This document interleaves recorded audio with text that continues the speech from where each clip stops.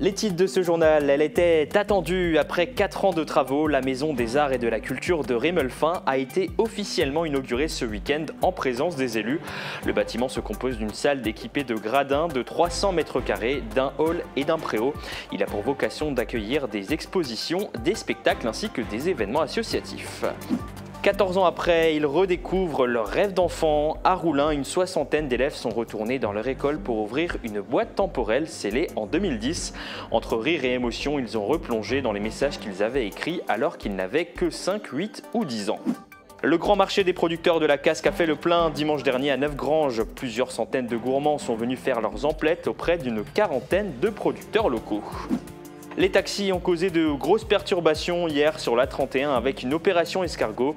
Ils protestent contre la nouvelle tarification de l'assurance maladie pour le transport des patients.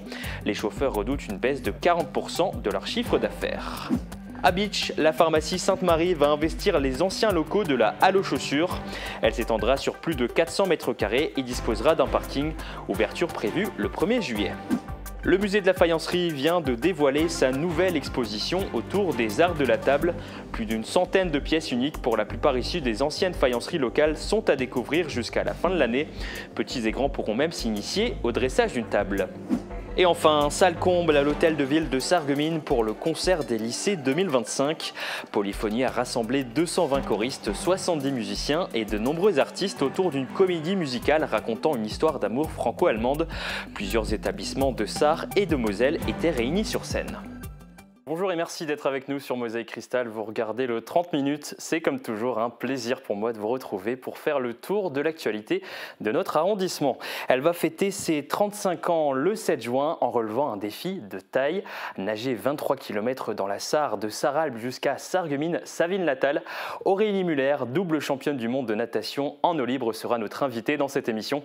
On reviendra également sur sa carrière exceptionnelle qui a pris fin l'an dernier. Rendez-vous après la pub. On commence ce journal avec ce projet attendu depuis plus de 20 ans. La Maison des Arts et de la Culture à Rémelfin a été officiellement inaugurée ce week-end en présence des élus du territoire. Un lieu flambant neuf, déjà ouvert au public depuis quelques mois et qui accueille sa toute première exposition. Reportage d'Emilia Zell et Marie-Morgane Pires. Bravo! Je déclare la Maison des Arts et de la Culture officiellement inaugurée. L'une des plus importantes réalisations de la commune de Rémelfin est désormais achevée. La première pierre de la Maison des Arts et de la Culture a été posée en 2021. 4 ans plus tard, elle ouvre ses portes. Une réalisation très attendue puisque le projet était dans les cartons depuis plus de 20 ans. On est très heureux, très fiers de ce que nous avons réalisé pour les habitants de Rémelfin. C'est un magnifique bâtiment, mais pas simplement un bâtiment, c'est quelque chose qu'on va faire vivre, que les associations, les jeunes ou les anciens du village vont faire vivre cette salle. Ce bâtiment, composé d'une salle équipée de gradins de 300 mètres carrés, d'un hall et d'un préau, a pour vocation d'accueillir les événements associatifs. Et il est surtout un lieu culturel. Une première exposition, Dimanche en fête, a été dévoilée pour l'inauguration en partenariat avec l'autre galerie de Nancy. 4 artistes ont présenté des œuvres contemporaines. C'est un privilège énorme parce qu'on est à la création. C'est une création, donc forcément d'être la première à exposer ici, j'espère ne pas être la dernière, c'est un grand honneur pour moi, bien sûr. À l'extérieur, le jardin, situé entre la Maison des Arts et de la Culture et le château, a également été inauguré. La municipalité a souhaité lui donner le nom d'un ancien maire, Armand Jacobs, premier magistrat de 1968 à 1989.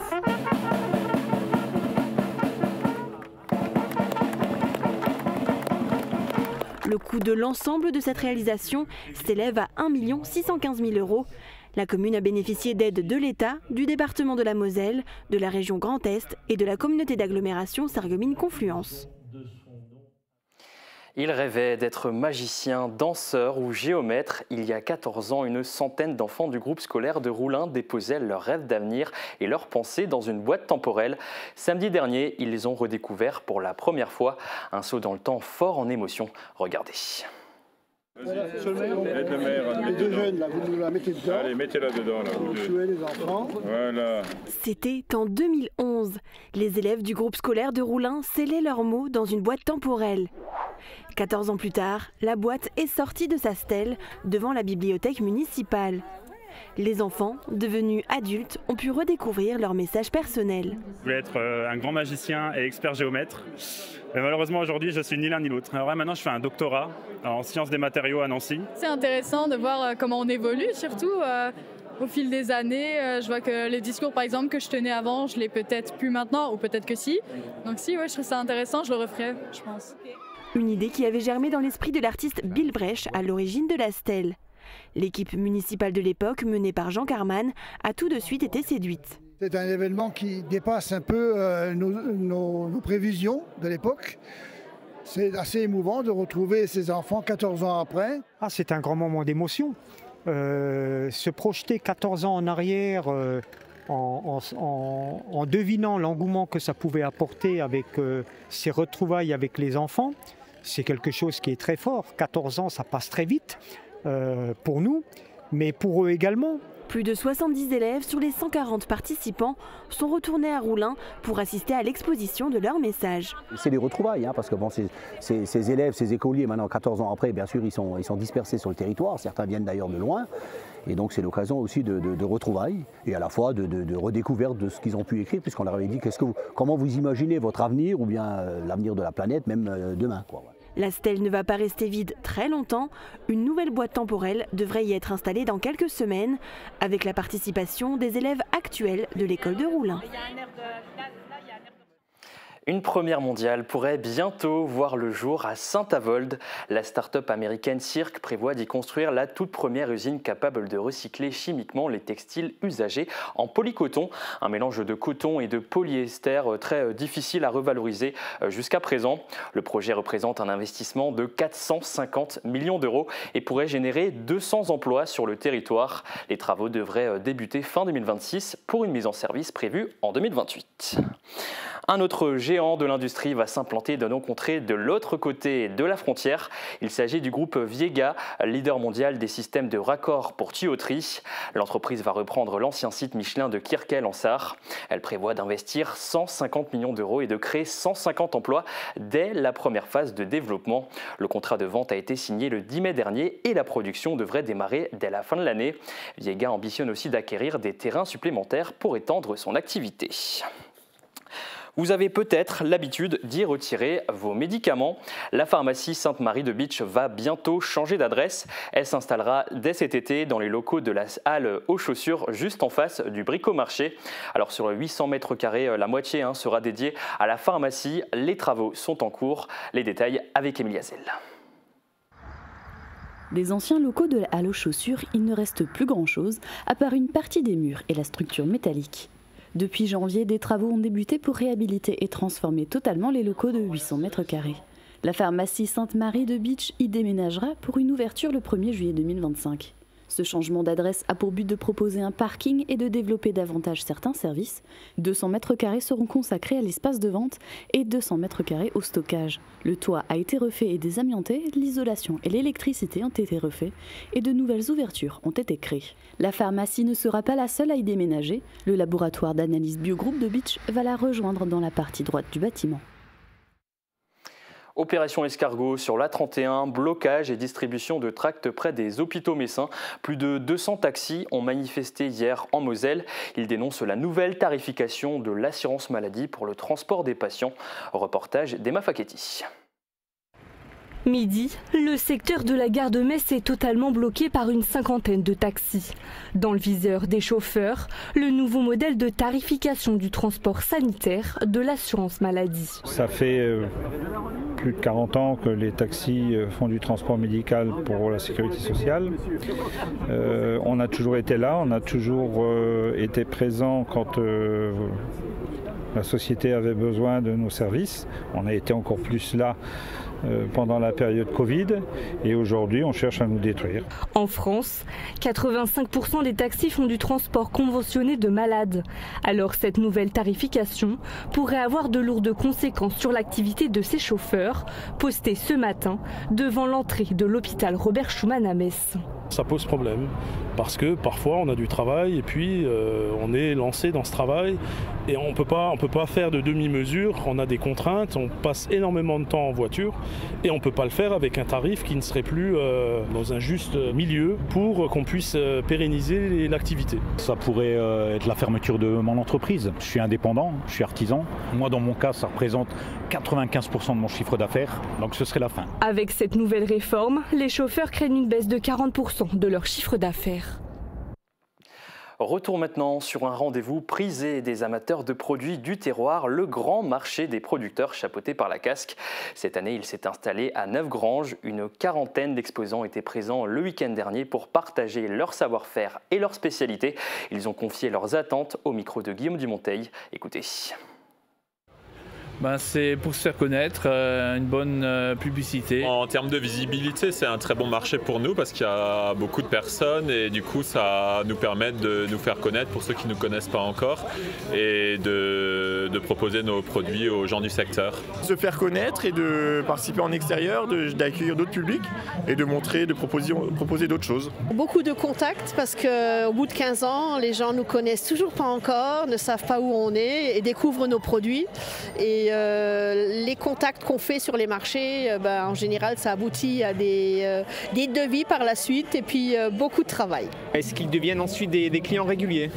Certains ils viennent réguliers parce que voilà, quand nous on propose le marché régulièrement à Rémelfin, donc c'est vrai qu'ils demandent de nous retrouver et c'est vrai qu'on les aiguille vers là où on se situe. Tous les vendredis soirs, ils peuvent revenir pour en prendre d'autres, pour en goûter d'autres sur Rémelfin. Les clients affluent un peu de différents coins de la région, que ça vienne de Sarreguemines ou région un peu de Creutzwald, Forbach.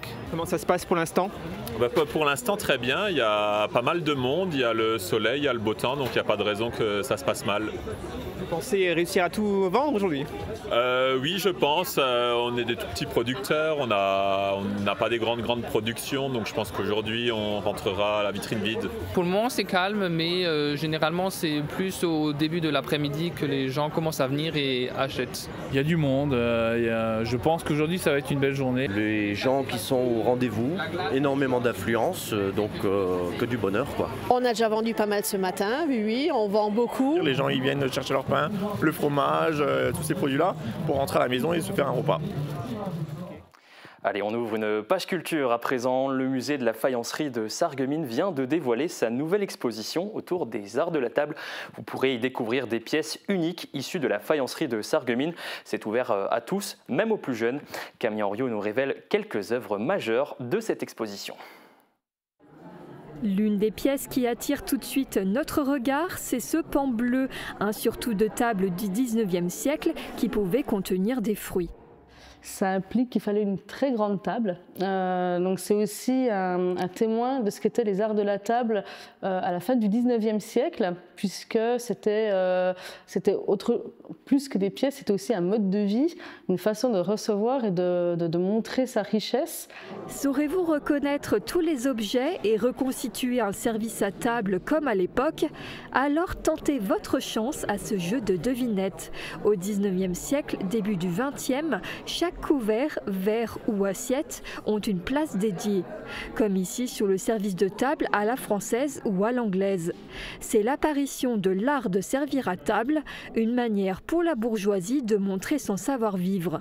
C'était surtout pour la bourgeoisie, même si forcément avec les techniques de production qui sont apparues au fur et à mesure du temps, on a pu réduire les coûts et des gens avec des revenus plus modestes ont pu en avoir, mais en général, lorsqu'ils en avaient, par exemple, même ne serait-ce que les faïenciers, c'était souvent un cadeau de mariage. Et ça s'est fait encore très longtemps, où tout le monde se cotisait pour le payer et on avait un service. L'exposition au service de la table se compose d'environ une centaine de pièces, des assiettes, des plats qui prennent parfois des formes originales.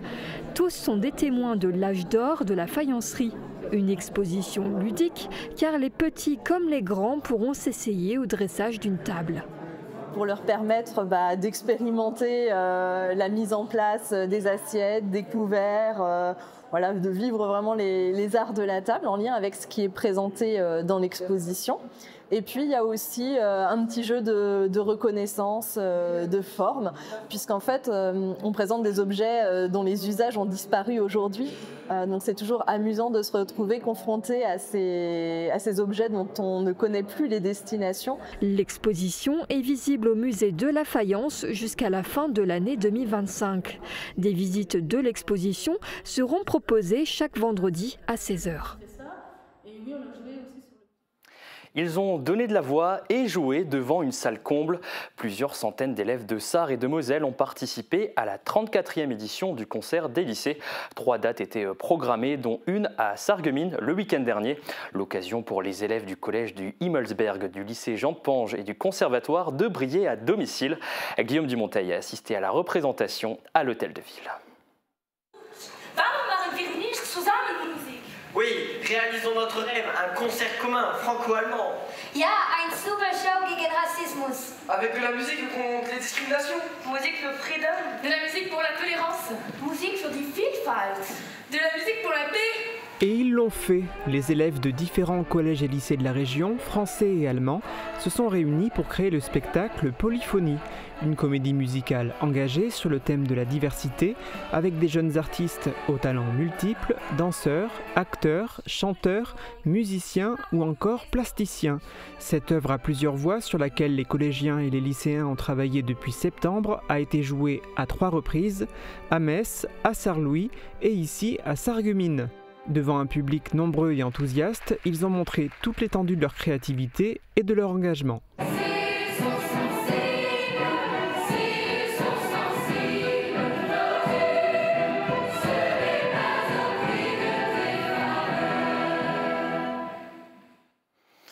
Rien de mieux que les arts plastiques pour sensibiliser les scolaires aux enjeux du réchauffement climatique. Cette année, 54 classes de l'arrondissement de Sarreguemines ont participé à un concours artistique sur l'écomobilité. Cette initiative est organisée dans le cadre du programme d'éducation au développement durable porté par la CASC. Les 51 œuvres réalisées par les élèves sont exposées à la médiathèque de Sarreguemines et ce jusqu'au 7 juin. Écoutez. La majeure partie de ces réalisations ont été réalisées avec des matériaux de récupération, puisque justement on est sur le développement durable. Ils se sont beaucoup appuyés sur des éléments qui traitent de la mobilité durable. C'est pour ça que nous avons des vélos, des trottinettes, mais également de la météo pour nous dire qu'on peut donc se déplacer à pied, en vélo, par tout temps. Ça fait partie des programmes sans être une discipline à part entière. Et elle est essentielle dans le sens où on va exercer et former l'esprit critique là, des élèves pour qu'une fois qu'ils sont plus grands, même adultes, eh bien, ils puissent prendre des décisions éclairées en connaissance de cause liées au développement durable en général. Je les encourage vivement à venir voter en scannant le QR code et on aura une journée de clôture courant juin où on va réunir toutes ces classes.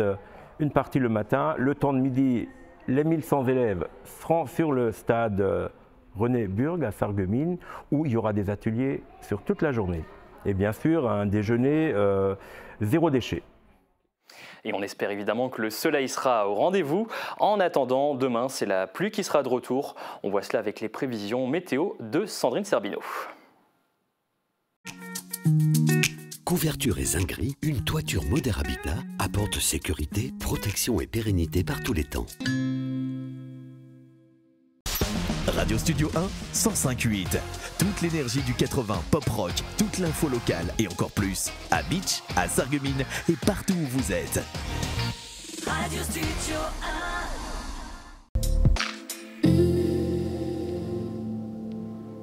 Bonjour tout le monde, le ciel sera un peu plus couvert demain, surtout en deuxième partie de journée. Mais pour autant, aucune précipitation n'est à prévoir.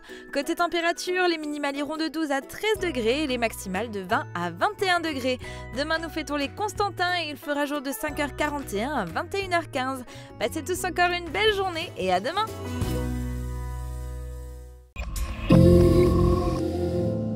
Besoin d'évasion, de découverte, d'échange ? L'Université populaire Sarreguemines Confluence, espace de culture ouvert à tous, vous accueille à ses cours, ateliers, conférences et sorties. Renseignements sur notre site upsc-asso.fr. Bienvenue chez Capucine, un café fleur, fleuriste et lieu de pause à Velferdin. Nous vous proposons des bouquets pour toutes occasions, mariage, anniversaire, hommage ou simples attentions. Prenez le temps de savourer un café dans notre espace chaleureux et vintage et découvrez chaque mois un nouveau thème. Café légende, naturopathie, médecine chinoise et plus encore. Café Fleur, un lieu où la beauté des fleurs rencontre le bien-être. Et n'oubliez pas dimanche 25 mai, la fête des mères. Les audioprothésistes sont-ils bien formés et compétents ? À la passion de l'audition, vous êtes accompagné par des spécialistes de l'audition. Nos audioprothésistes sont diplômés d'État et suivent régulièrement des formations. Et cela fait plus de 20 ans que nous mettons notre expérience à votre service.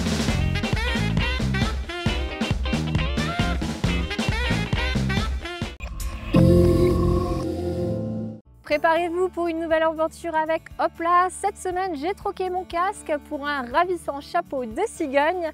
Je vous emmène à Sarralbe découvrir des habitantes un peu particulières. C'est bien sûr les cigognes. Dominique Klein, passionné de ces animaux, m'emmène à la découverte du patrimoine historique de la ville avec en bonus, je l'espère, quelques rencontres à plumes. Pour cela, nous allons suivre dans le désordre le parcours des cigognes. 60 médaillons sont disposés dans les trottoirs sur un parcours d'environ 1h30 sur une distance de 1,7 km. Nous partirons également à la rencontre de ceux et celles qui font vivre notre beau territoire. Ne manquez pas ce rendez-vous ce mercredi sur Mosaïque Cristal. Notre invitée du jour est une nageuse au palmarès impressionnant, double championne du monde de natation en eau libre du 10 km et multiple championne de France. Bonjour Aurélie Muller, merci d'être avec nous. Le 7 juin, vous soufflerez vos 35 bougies en tentant de relever un challenge de taille. Vous allez nager 23 km dans la Sarre en partant de Sarralbe jusqu'à Sarreguemines. Ce défi, qu'est-ce qu'il représente pour vous ? Alors c'est un défi qui va représenter un peu la fin de ma carrière. Ça fait voilà, entre 15 et 20 ans que je suis sportive de haut niveau en natation et plus particulièrement en eau libre. Donc c'était une journée pour moi très importante de partager ça avec les Sarregueminois et de retracer un peu toute ma carrière.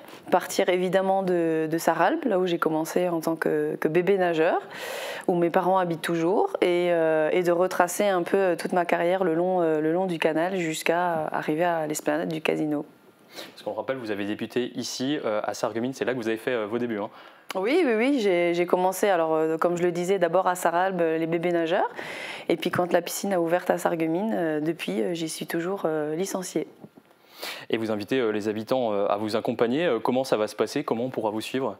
Alors on pourra me suivre en vélo, en marchant, voilà, ou alors aller à différentes étapes, parce qu'évidemment on va s'arrêter à certaines écluses, donc c'est assez facile d'accès.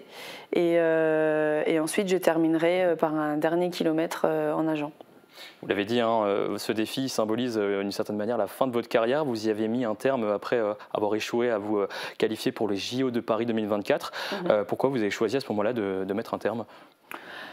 Parce que je trouvais que c'était quand même important, parce que je suis assez attachée à mon territoire. Aujourd'hui, la ville de Sarreguemines, le cercle nautique de Sarreguemines sont vraiment des soutiens qui ont été là pendant toutes ces années, et donc je trouvais ça important de pouvoir partager ce moment-là et aussi avec les gens qui m'ont soutenu durant toutes ces années. Et peu de temps après, hein, vous avez endossé le rôle d'entraîneur au cercle nautique de Sarreguemines. C'était suite au décès soudain de votre coach Gilles Catani. Vous avez choisi de prendre le relais à ce moment-là, pourquoi ? Parce que tout simplement pour soutenir mon club. Voilà, c'est vrai que le décès de Gilles a été compliqué forcément, et c'est compliqué pour tout le monde, mais aussi pour le club. Donc voilà, j'ai été en soutien pour justement continuer à ce que les jeunes puissent nager. Aujourd'hui, voilà, j'ai d'autres projets et je reviendrai en parler sur ce plateau.